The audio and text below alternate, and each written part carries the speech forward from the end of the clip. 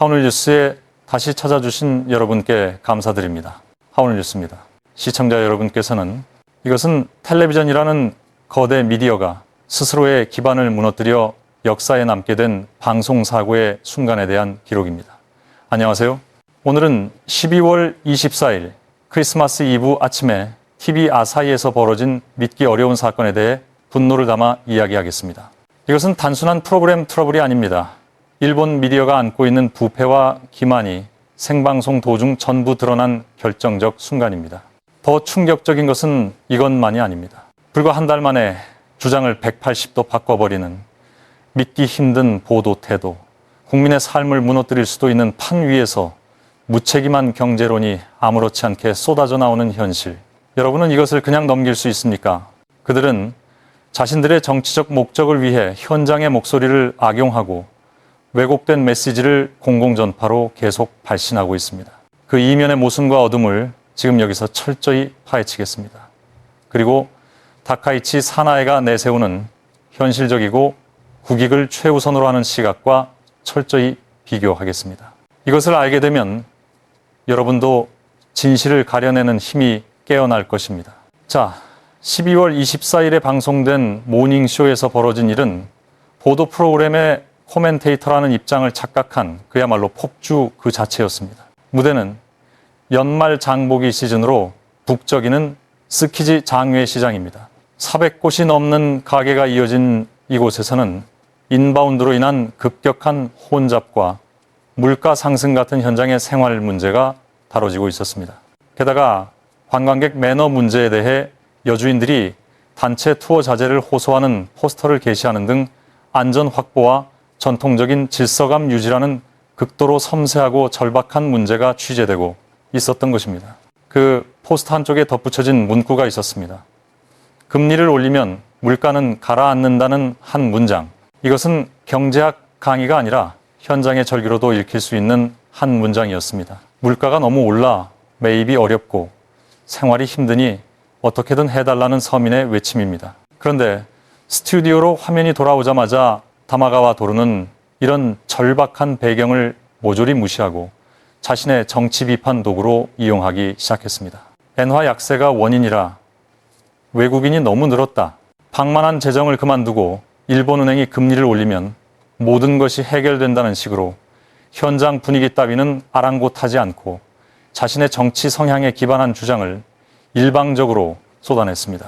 지금 바로 스키지 현장에서 무엇이 벌어지고 있는지, 상점 주인들이 얼마나 고생하며 손님을 감당하고 있는지, 그런 핵심 주제를 완전히 무시한 채 억지로 정권 비판과 일본은행 비판으로 이야기를 바꿔치기 했습니다. 이 독선적인 태도에 많은 시청자들이 강한 위화감, 아니 분노를 느꼈을 것입니다. 이에 대해 진행자인 하토리 시니치 아나운서가 내린 결정은 이례적이라고 할 만큼 강경한 것이었습니다. 지금은 스키지 이야기를 하고 있습니다. 그 금융정책 이야기는 또 다른 기회에 하자. 그는 냉정하게 제지를 시도했습니다. 평소 코멘테이터 발언을 능숙하게 정리하는 하토리 아나운서가 이렇게 노골적으로 말을 끊는 것은 비정상적인 상황입니다. 하지만 다마가와는 멈추지 않았습니다. 핵심은 거기다. 현 정권과 일본은행이 결정하면 곧바로 금리를 올릴 수 있다며 더 목소리를 높였습니다. 마치 자신의 주장을 방해하지 말라는 듯한 태도였습니다. 스튜디오에는 얼어붙는 듯한 긴장감이 흘렀고 하토리 아나운서가 말을 덮어 씌우듯 끊어버리는 장면이 전국에 비쳤습니다. 네, 알겠습니다. 오늘은 스키지 현장의 목소리가 주제이므로 하토리 아나운서의 이 말은 더 이상 대화의 캐치볼이 아니었습니다. 수습이 되지 않는 프로그램을 유지하기 위한 긴급 강제 종료였습니다. 프로그램을 사유화하고 특정 정치 사상을 선전하는 장으로 바꾸려는 다마가와의 행태는 현장에서 취재에 응한 사람들, 그리고 정성껏 취재한 스태프들의 노력을 무의로 만드는 폭거라고 해도 과언이 아닙니다. 우리는 여기서 현장에서 땀 흘려 일하는 사람들의 목소리를 무시하고 안전한 스튜디오의 높은 곳에서 자기 정의만 외치는 코멘테이터의 모습에서 지금 미디어가 안고 있는 심각한 병폐를 목격한 듯합니다. 금리라는 극도로 고도의 판단이 필요한 경제 문제를 마치 마법의 지팡이처럼 말하는 피상성, 공공전파를 이용해 관계없는 코너에까지 억지로 끼워 넣는 제멋대로 하토리 아나운서가 방어선을 칠 수밖에 없었던 이 사태는 코멘테이터 역할의 한계와 TV 아사히라는 조직의 체질을 다시 한번 드러냈습니다. 특정 결론으로 유도하기 위해 어떤 현장 목소리도 발판으로 삼아버리는 이 불성실한 태도가 비쳐 보이기 때문에 우리는 이런 방송에 대해 정당한 분노와 불신을 가질 수밖에 없습니다. 그리고 미디어의 어둠은 이것뿐만이 아닙니다. 하마다 케이코가 불과 한 달 사이에 보여준 주장 급변은 놀라움을 금할 수 없습니다. 12월 24일 모닝쇼에서 그녀는 스키지 장외시장의 혼잡 문제에 대해 대형 버스로 몰려오는 단체 투어는 명확히 규제해야 한다고 말했습니다. 행정이 규칙을 만들어야 한다는 그 주장은 겉보기에는 현장의 혼란을 염려하는 듯 들릴 수도 있습니다. 하지만 그녀가 불과 한 달 전인 11월 26일에 무엇을 말했는지 되짚어보면 그 말 뒤에 있는 엄청난 모순이 선명해집니다. 11월 방송 당시의 주제는 일중관계였습니다. 다카이치의 대만 유사 발언을 두고 중국 측이 강하게 반발하는 상황에 대해 하마다가 강한 우려를 표명하고 있었던 것입니다. 여론이 특정 방향으로 달아오르면 정권의 선택지를 좁히고 결과적으로 일중관계 악화를 초래해 일본의 관광업과 경제에 헤아릴 수 없는 악영향을 미친다고 경종을 울렸습니다. 즉 그때는 중국에서 오는 관광객을 포함한 인바운드를 일본 경제의 기둥으로 지켜야 하며 중국을 자극할 만한 발언은 자제해야 한다는 논조였던 것입니다. 그런데 어떻습니까? 12월이 되자 이번에는 인바운드의 상징이라고도 할 수 있는 단체 투어를 규제하라고 말하기 시작했습니다. 지난달에는 관광객이 줄어드는 것을 걱정하며 정부의 외교 태도를 비판하고 이번 달에는 관광객이 너무 늘었다는 이유로 행정 규제를 요구합니다. 이렇게 노골적으로 일관성이 없는 모습은 더 이상 논의의 형태를 이루지 못합니다. 그녀의 머릿속에 있는 것은 현장의 상점 주인과 일하는 사람들의 평온한 일상이 아니라 그때그때 주제를 어떻게 정권 비판 재료로 연결할 것인가 하는 한 가지뿐인 것은 아닐까요? 중국이 얽힌 맥락에서는 일본 경제와 관광의 중요성을 설파하고 국내 혼란이 주제가 되면 손바닥을 뒤집듯 규제를 외칩니다. 이런 이중잣대는 미디어의 얄팍한 여론 유도라고 말하지 않을 수 없습니다. 자기들 사정에 맞춰 논리를 골라 쓰는 모습은 일관된 국가관이나 경제관이 없고 특정 정치 사상에 기반해 비판을 반복하는 세력의 논법 그 자체입니다. 관광을 지탱하는 중소기업과 현장의 고생을 자신의 정치적 메시지를 위한 말로 다루는 것처럼 보일 뿐입니다. 우리는 이런 코멘테이터의 언서를 놓쳐서는 안 됩니다. 한편으로 다카이치 사나이처럼 일중관계의 리스크를 냉정하게 직시한 뒤 국익을 최우선하는 태도, 그리고 오노다 키미가 보여주는 것 같은 논리의 일관성이야말로 지금 일본에 필요한 것입니다. 삼류이거나 그때그때 때우는 논리로 국민을 현혹하고 경제 현장을 혼란시키는 언설이 공공전파를 독점하고 있는 현실에 우리는 강한 불신감을 가져야 합니다. 한 달 전에 자신과 정반대 말을 아무렇지 않게 해버리는 보도 태도는 시청자를 경시하는 것이며 미디어로서의 신뢰를 스스로 내던지는 것과 다름없다고 할 수 있습니다. 더 깊이 파고들어 봅시다. 금리를 올리면 물가 상승이 가라앉는다는 다마가와 도루의 지나치게 단순한 주장은 경제 현실에 대한 현저한 무지와 무책임한 태도를 숨기고 있습니다. 그는 금리를 올리면 물가 상승은 줄어든다는 한 문장을 여러 번 반복했지만 그 말이 얼마나 많은 국민의 삶을 파괴할 수 있는지 전혀 이해하지 못하는 듯합니다. 실제로 급격한 금리 인상을 강행하면 어떻게 될까요? 변동금리로 주택담보대출을 받은 현역 세대의 상환액은 한꺼번에 치솟고 가계는 불이 붙은 수레가 됩니다. 물가 상승으로도 이미 힘든데 대출 상환이 늘어나면 소비를 할 수 있을 리가 없습니다. 게다가 운전자금을 은행 차입에 의존하는 일본의 중소기업에게 이자 부담 증가는 즉시 도산 리스크로 직결됩니다. 경기 회복에 허리를 꺾고 많은 고용을 빼앗는 심각한 부작용을 전혀 무시한 채 그저 금리 인상만 외치는 태도는 서민의 삶을 지키기는커녕 일본 경제를 일부러 붕괴시키려 하는 것이 아닌가 하고 의심하고 싶을 정도입니다. 전문가들이 신중한 논의를 거듭하는 것은 금리 조작이 고용, 소비, 투자에 미치는 영향이 극도로 복잡하며 다각적이고 종합적인 판단이 필수이기 때문입니다. 그런데도 그것을 하나의 요인만으로 말하고 자신의 정치적 사상을 정당화하기 위해 이용하는 다마가와의 방식은 너무나 유치합니다. 인터넷에서도 중학생 수준의 경제관으로 의스대봐야 곤란하다는 목소리가 많은 유권자의 솔직한 심정으로 올라오고 있습니다.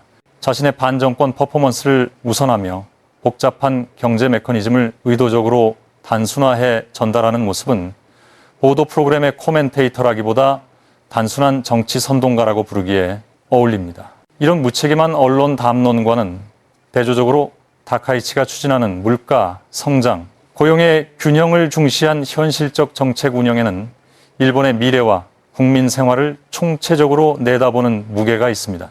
특정 정치적 결론으로 유도하기 위해 자신들에게 유리한 사실만 집어먹고 수치도 내지 않은 채 불안만 자극하는 보도 스타일은 이미 많은 국민에게 간파되고 있습니다. 언론은 근거 없는 감정론으로 정치의 발목을 잡는 일을 그만두어야 하며 우리 또한 이런 피상적인 한 문장 정치쇼에 현혹되지 않는 분별안을 가져야 합니다.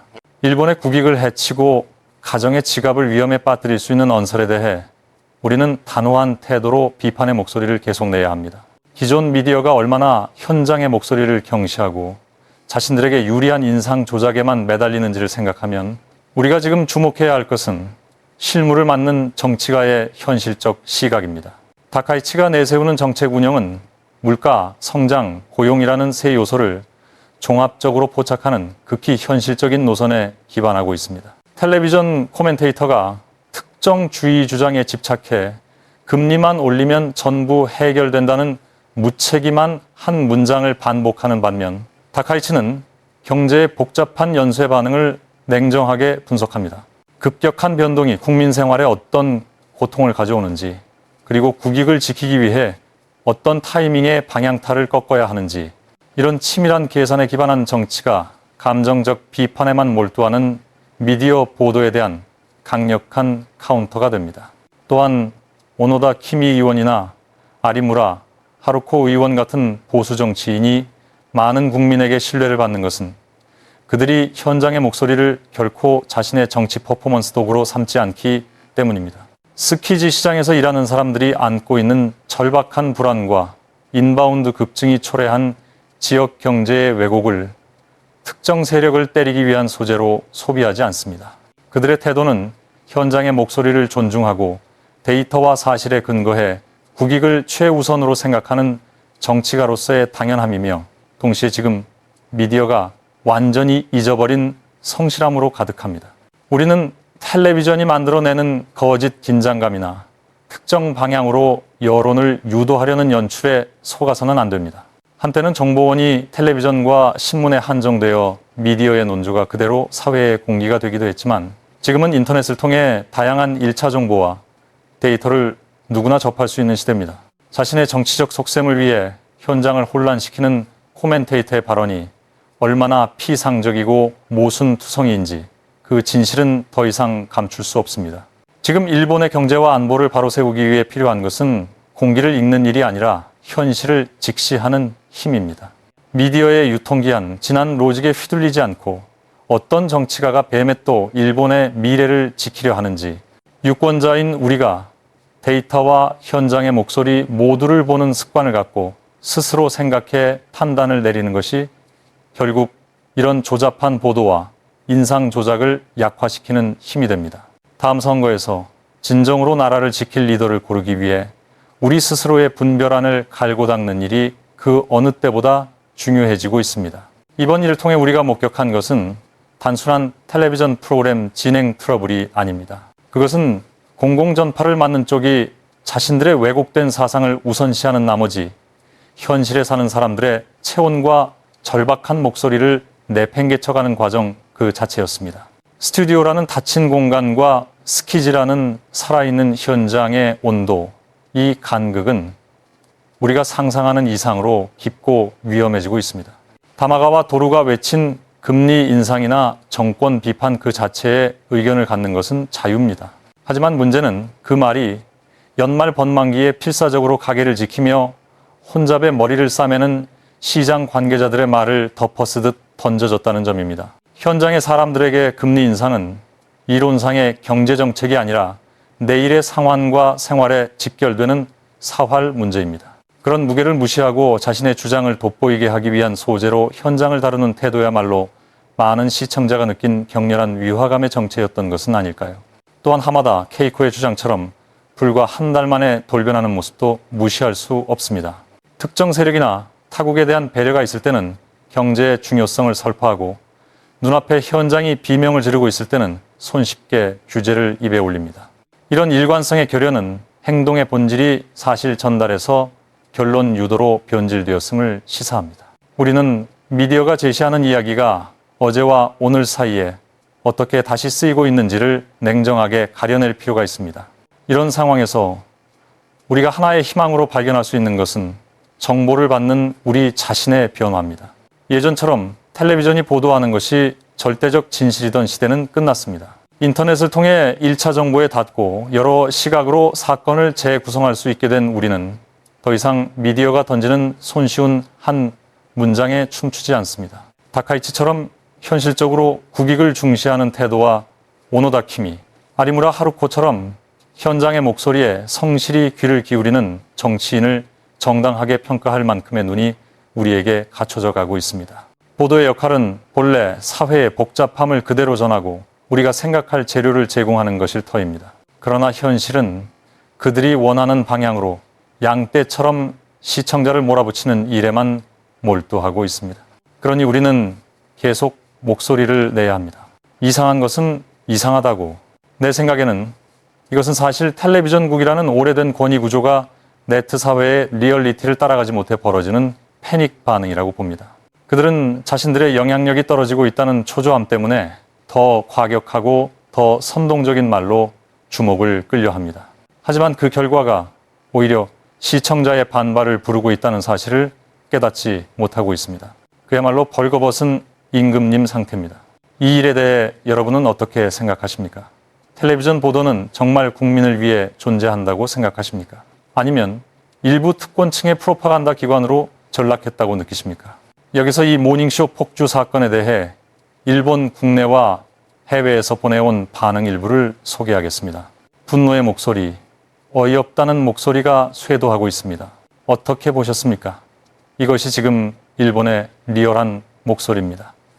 이제 누구도 텔레비전이 하는 말을 곧이곧대로 믿지 않습니다. 이번 사건으로 드러난 중요한 포인트를 정리해 봅시다. 첫째, 코멘테이터가 현장의 목소리를 무시하고 자신의 정치적 아젠다를 우선시키는 폭주가 한계에 도달했다는 점입니다. 스키지의 상점 주인들이 겪는 진짜 고통을 발판으로 삼는 태도는 윤리적으로도 용납될 수 없습니다. 둘째, 미디어의 이중잣대가 인터넷 검증으로 더 이상 숨길 수 없게 되었다는 점입니다. 하마다처럼 상황에 따라 주장을 이리저리 바꾸는 불성실함은 시청자의 신뢰를 완전히 잃게 만들고 있습니다. 그리고 마지막으로 말하고 싶은 것은 우리에게는 선택할 힘이 있다는 것입니다. 거짓과 기만으로 가득한 정보를 흘려보내는 프로그램의 스위치를 끌 힘, 다카이치 사나에나 오노다 키미처럼 정말로 국익을 생각하는 정치인을 지지할 힘, 그리고 이상한 것을 이상하다고 목소리를 내고 확산할 힘입니다. 이 영상을 보고 미디어의 어둠이 너무 깊어 소름이 돋았다. 다마가와의 폭주는 용서할 수 없다고 공감한 여러분, 지금 바로 좋아요 버튼과 SNS 확산을 부탁드립니다. 여러분의 한 번의 클릭이 썩어빠진 미디어 구조의 구멍을 뚫는 탄환이 됩니다.